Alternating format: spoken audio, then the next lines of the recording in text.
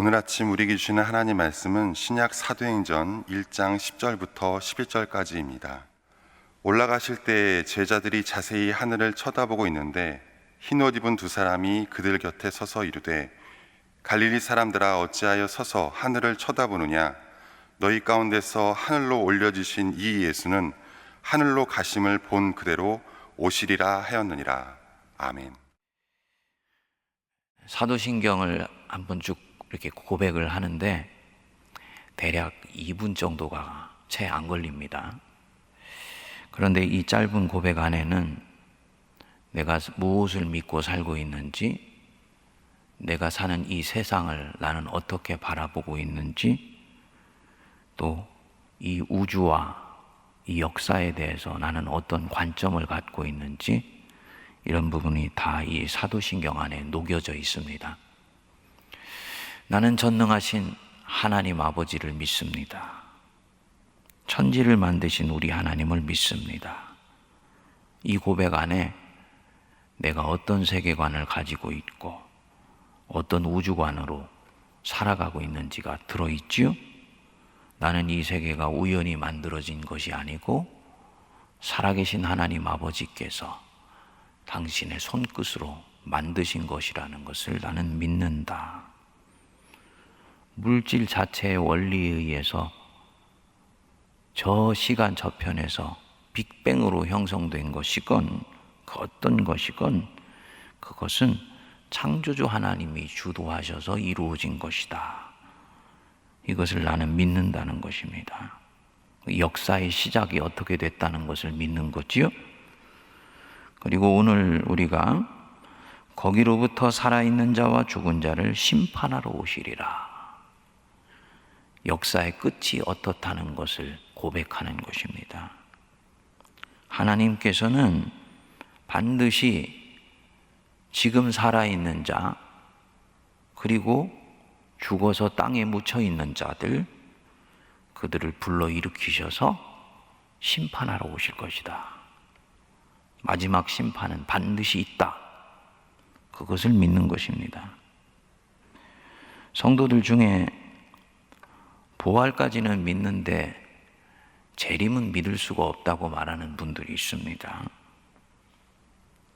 또 재림을 실제 성경에 나타나는 대로 지금 살고 있는 이 하늘과 땅에 예수께서 다시 오셔서 선악간에 구분해 내시고 알곡과 가라지를 구별해 내시고 새하늘 새 땅이 이루어지는 그런 실제 역사의 완성으로 보지 않는 분들이 있습니다.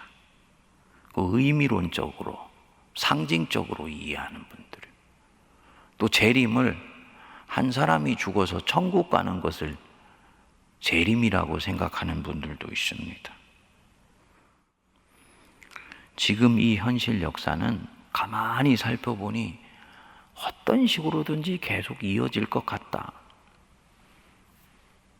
지구가 도저히 황폐화되어서 살 수 없는 환경이 되면 저 달나라로 우주로 우주선을 띄워서라도 이 문명은 계속될 것 같다. 이렇게 생각하는 그런 것들입니다. 그래서 이 역사가 창조주 하나님에 의해서 중단되어서 전혀 새로운 세상이 열릴 것이라는 조짐을 이성적으로 볼 때는 찾기 힘들다고 보기 때문입니다. 하지만 저는 지금 이 성경에서 말하는 재림을 더함도 뺨도 없이 그대로 받아들입니다. 그래야 성경 66권이 앞뒤가 딱 맞아 떨어져요. 성도님들 생각해 보십시오. 하나님이 천하 만물을 만드셨습니다. 그 안에 마지막 날 사람을 만드셨습니다. 보시기에 좋았습니다. 사람을 볼 때는 심히 좋았습니다. 그렇던 세상이 죄가 이 세상에 들어오고 나서 타락했습니다. 사람만 타락한 것이 아니고 짐승들도 생물들도 타락하고 우주 만물이 타락하여서 탄식하며 하나님의 아들이 나타나는 것을 기다린다고 했습니다. 그러면 진정 창조주 하나님이 살아계시고 그분이 지금도 일하신다면 어느 날엔가 당신이 만드신 이 피조세계, 이 우주, 타락한 우주, 그것에 대해서 완성하실 때가 와야 될 것 아닙니까? 그 완성이 파멸 이후의 새 창조이건, 지금 있는 것을 완전히 온전히 하여서 새롭게 하는 것이건, 전천년설이 맞는 것이건 후천년설이 맞는 것이건, 그때는 와야 되는 것이 맞는 것이지요. 시작이 있으면 끝도 있는 것입니다. 그리고 우리는 그것을 재림의 때라고 얘기를 합니다. 지금 이 눈에 보이는 역사를 끝내고 요한계시록에 말씀하시듯이 새하늘 새 땅을 여시기 위해서 그리스도께서 공개적으로 이 땅에 다시 오시는 날은 반드시 있다. 구약 성경에는 이 재림 내지 종말에 대한 약속이 다니엘서 근처에 가면은 몇 차례 언급이 되어 나옵니다. 신약에는 300번 이상 나와요. 신약 성경의 모든 신앙의 토대, 그리고 모든 사도들의 신앙의 기초가 예수님의 부활과 이 재림에 입각해 있습니다. 재림을 빼고는 신약 시대 성도들의 신앙이 설명이 되지 않습니다. 이들이 가지고 있었던 그 아주 과격해 보이면서도 급진적인 이 삶을 이해하기가 힘듭니다. 그래서 교리에서는 종말론적 삶이라고 얘기를 하는 것이 이 신약 시대에 나오는 성도들의 삶입니다. 그만큼 중요합니다. 어떤 신학자나 목회자는 말하지요. 이 재림은 약속이 아니고 사상이다. 재림 사상, 신구약 중간기에 형성된 역사관이다. 본래 그것은 구약 성경이 가지고 있는 히브리적 사상이 아니었다. 사상이라는 말은 사람이 만든 것이라는 뜻입니다. 그래서 이들은 얘기하기를 초대교회 때 곧 재림이 임할 것이라고 믿고 서로 유무상통하면서 내 것을 내 것이라 하지 않고 다 나누어가면서 서로 살았지만 결국 그 재림은 오지를 않았다. 지금까지도 아직 오지 않고 있는 것이다. 이렇게 생각을 합니다. 그 재림을 사상이나 신학 정도로 받아들이는 것입니다. 그렇지 않습니다. 이 재림은, 예수 재림은 사상이 아니에요. 신앙관도 아닙니다. 관이라면은 받아도 되고 안 받아도 되는 것을 말하는 것이지요. 인간의 고안물입니다. 예수 그리스도께서 무엇보다도 곳곳에서 여러 차례 이 재림에 대해서 직접 언급하셨습니다. 마태복음 24장, 25장은 전체가 다 예수님의 재림의 때에 나타날 일, 마지막 때에 나타날 일에 대해서 미리 예언하시는 거예요. 이 예언 자체는 단순히 예언이 아니고 약속입니다. 날과 때는 아무도 모르지만 반드시 그날은 온다. 주님이 결론은 가지고 있으시죠. 그렇기 때문에 너희들은 깨어 있어야 된다. 사람들로 하여금 깨어 있게 만들려고 재림이라는 것을 고안해낸 것이 아닙니다. 성도님들, 지금까지 우리가 쭉 사도신경을 묵상해 왔습니다만 창조주 하나님이 말씀하신 것 중에 이루어지지 않은 것이 있는가요? 없지요. 아무도 믿지 않았지만 결국 죽은 지 3일 만에 예수님 부활하셨지요. 약속하신 성령을 초대교회 때 보내주셨지요. 유대와 사마리아와 땅끝까지 이르러 내 증인이 되리라. 그 로마의 식민지에 불과한 미약한 민족이 생명의 씨앗이 되어서 오늘날까지 복음이 확장되는 일이 있으리라는 것을 사도행전 시대에 누가 예상이나 했었겠습니까? 그런데 2000년이 지난 지금까지 복음은 계속 확장되고 있습니다. 예수님이 말씀하신 것은 차곡차곡 실현되고 있어요. 아브라함에게 네 후손들이 하늘의 별과 바다의 모래처럼 많아지리라. 누가 아브라함이 그렇게 일이 이루어질 것이라는 걸 알았겠습니까? 그렇지만 아브라함의 그 믿음은 오늘날 정말 하늘의 별처럼 바다의 모로처럼 많은 후손들을 내고 있는 것이지요. 하나씩 하나씩 다 이루어지고 있는 것입니다. 무엇을 말씀드리는 것이냐? 재림은 사상도 아니고 그것은 하나님의 약속입니다. 약속하신 것은 반드시 이루어지게 되어 있는 것입니다. 그러면 이분이 말씀하신 것이기 때문에 이것은 틀림이 없다는 것을 알아차려야지요. 성도님들, 재림에 대해서 내가 가지고 있는 이미지와 생각이 어떤 것이건 우리 예수님 반드시 다시 오십니다. 사도행전 1장 11절에 그래서 천사들이 이것에 대해서 확인했지요. 어찌하여 서서 하늘을 쳐다보느냐? 하늘로 올려지신 이 예수는 하늘로 가심을 본 그대로 오시리라. 예수님 반드시 다시 오신다는 것입니다. 그래서 부활을 신앙으로 받아들이는 것이 아니고 역사적 사실로 내가 받아들인다면 재림도 신앙으로 받아들이는 것이 아니고 아직 일어나지 않았지만 약속하신 것이니 믿음으로 보고 살아가야 됩니다.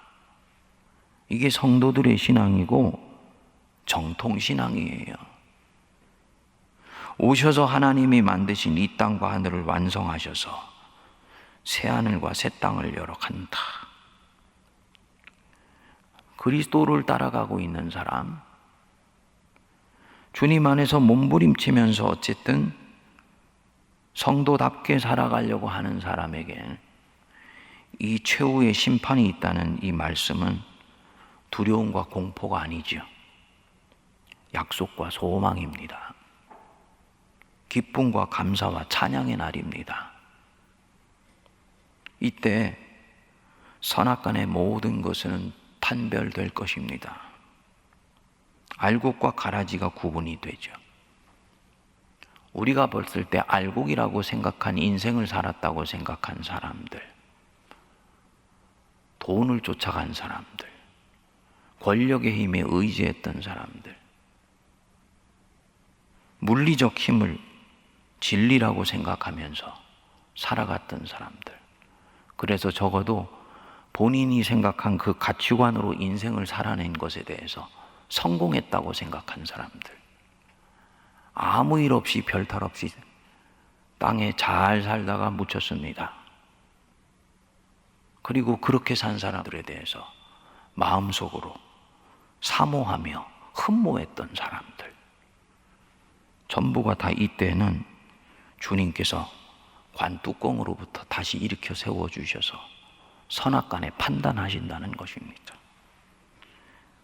다시 말씀드려서 가이사적 힘을 쫓아가고 총과 칼과 대포의 힘에 의지해서 세상을 다스리며 오늘날처럼 이 물질주의의 만모니즘 속에 찌들어 사는 것을, 그것을 시대적 정신이라고 생각하면서 사는 모든 사람들은요, 정신이 번쩍 드는 날이 바로 이 날입니다. 모든 사람에게 부러움의 대상이 되었던 사람들, 지금도 그런 사람들이 있지요. 그렇죠? 저 사람은 정말 성공한 사람이야. 소위 세상의 가치관에서 그렇게 살아가는 사람들이 있습니다. 그런데 이 마지막 날 이 심판의 때요, 그들이 얼마나 허망한 인생을 살았는지가 낱낱이 드러나게 됩니다. 잘못된 삶을 살았던 것이라는 것이 이 심판의 날에 드러나게 되는 것이죠. 그래서 이 세상 사람들이 볼 때 알곡이라고 생각했던 사람들이 사실은 가라지 같은 인생을 살았다는 것이 드러나는 거예요.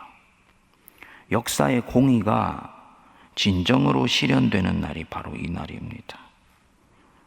저는 새벽에 묵상하면서 통쾌한 마음이 들더라고요. 여러분, 최근에 세간의 인기를 끌었던 펜트하우스라는 드라마 혹시 보셨습니까?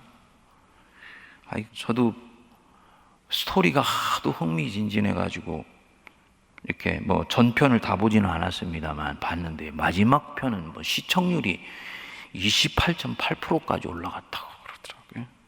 목사가 그런 거 봤다고 시험 들지 마십시오. 근데 거기 보면요, 이 펜트하우스라는 소위 팬시한 아주 화려하고도 사회 극소수의 0.001%만이 살기를 원하고 살아가는 아주 그 화려한 그 집에서 일어나는 인간 안에 온갖 추하고 온갖 탐욕스러운 얘기들이 다 그 안에 녹아져 있는데요, 속상하게도 마지막 편이 악이 승리를 거두고 억울한 것을 풀어보려고 했었던 사람이 결국은 죽음으로 끝나는 것으로 드라마가 맞춰져요. 드라마를 보고 났는데 얼마나 마음이 속상하고 찝찝했는지 모릅니다. 안 그래도 세상이 요즘 살기 힘들고 예수 믿으면서 순전히 사는 것이 만만치가 않은 세상인데, 아, 드라마까지도 왜 저렇게 만들었어? 뭐 나중에 속편이 나온다고 해가지고 제가 조금 위로를 얻었습니다만 그런 마음이 들었습니다. 적어도 주님 안에서 순전하게 살아가려고 하는 사람에게는 왠지 자꾸 악이 승리를 거두고 물리적인 힘으로 세상을 이겨내려고 하고 장악하려고 하는 사람들이 자꾸 승리를 얻고 세력을 얻는 것 같은 세상이 되는 것 같으니까 마음이 불편한 것입니다. 그런데 이 재림에 대해서 묵상하면서 그런 부분들에 대해서 어느 날 갑자기 예수께서 도적같이 오셔서 단박에 모든 것들을 반전시키는 바로 그때가 있으며, 그때는 선악간의 모든 것이 명명백백하게 드러난다. 그때는 다른 기회가 없다. 이렇게 말씀을 하는데 마음속에 얼마나 통쾌한 마음이 드는지.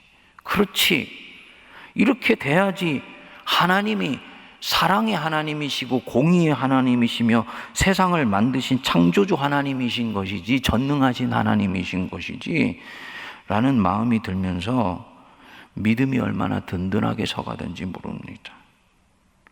세속주의와 물질주의에 빠져서 욕망을 쫓아가면서 살아갔던 사람들, 하나님이라는 것은 없어. 사랑으로 세상을 쫓아 살아간다고? 그거는 나약한 사람들이 하는 말이야. 돈이 얼마나 중요하고 명예가 얼마나 중요하고 힘이 얼마나 중요한데 지구가 망한다고? 내가 달나라에 우주선 띄워가지고 우주에다가 내 집 짓고 살 거야. 요즘 사람들이 그런 것까지 꿈꾸지 않습니까? 그렇게 살다가 죽었다. 편안히 잘 살았기 때문에 이것이 바로 한판의 인생이다 라고 생각했던 사람들, 하나님이 전부 무덤에 일으켜서 세우셔서요, 그들을 심판하시는 날이다. 정의가 반듯하게 서는 날이고 진리를 쫓아 살았던 사람들이 결국은 바르게 참되게 살았다는 것이 확인이 되는 날입니다. 그렇기 때문에 그리스도를 따라간 사람들에게는 찬양과 감사와 감격의 날입니다. 그렇게 살다가 아무 빛도 보지 못하고 죽었습니다. 참 쓸쓸하고도 외로운 인생을 마쳤네. 예수 따라 살아가는 것 아무 보상도 없는 것이네. 그렇게 생각했는데 이 역사의 마지막 날에, 이 재림의 때예요, 그 사람들이 전부 잠에서 깨어나서 그 살았던 인생이 온전히 하나님 앞에, 심판주 하나님 앞에 인정받는 날이 바로 이 재림의 날입니다. 그렇기 때문에 진정 그리스도를 쫓아 산 사람에게는 참 소망과 감격의 날이에요. 예수를 따라 살지 않고 예수를 부정하며 자기 안에 야망의 바벨탑을 쫓아 살아갔던 사람에게는 이 재림은 절대로 있어서는 안 된 날이고, 그런 것은 사상 속에나 머물러야 되는 것이며, 아니 사상 속에도 있으면 안 되는 날이 바로 이 날입니다. 우리가 이 재림을 진정으로 믿는다면, 그렇기 때문에 이 악한 시대의 시대 정신을 절대로 쫓아가면 안 되는 것입니다. 내 마음속에 성도님들 또아리도 틀지 말게 하세요. 이 세상의 삶의 방식을 은근히 흠모하는 마음이 내 안에 들었었다. 그 마음과 단절해야 되는 것입니다.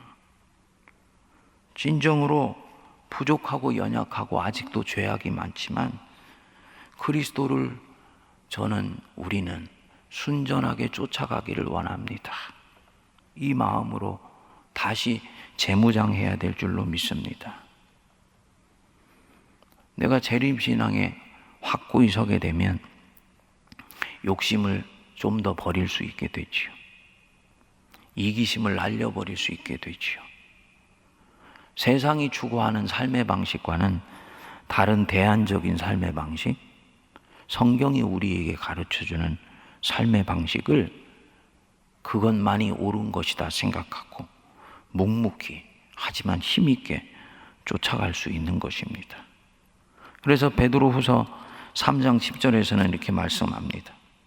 주의 약속은 어떤 이들이 더디다고 생각하는 것 같이 더딘 것이 아니라 오직 주께서는 너희를 대하여 오래 참으사 아무도 멸망하지 아니하고 다 회개하기에 이르기를 원하느니라.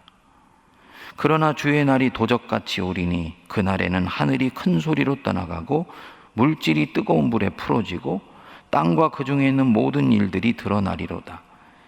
이 모든 것이 이렇게 풀어지리니 너희가 어떠한 사람이 되어야 마땅하냐?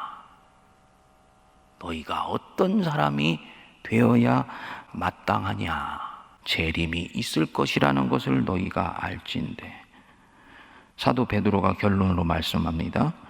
거룩한 행실과 경건함으로 하나님의 날이 임하기를 바라보고 간절히 사모하라. 성도님들, 오늘 저녁에라도 예수께서 이 땅에 재림하신다면 나는 내가 사랑하는 가족이나 내가 기도하고 있는 사람이 주님 앞으로 돌아오지 않은 것을 뺀다면 나는 후회할 것이 없다. 마라난타 주 예수여 빨리 오시옵소서. 진심으로 또 타는 열망으로 내가 그렇게 예수님의 재림을 기대하고 고대할 수 있다면 그분은 주님이 보실 때 하나님 사모하는 마음으로 신실하게 길을 걸어가고 있는 것입니다.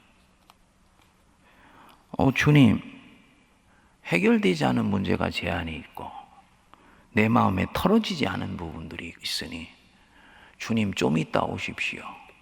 우리 주님 지금 오시면 왠지 저는 자신이 없습니다.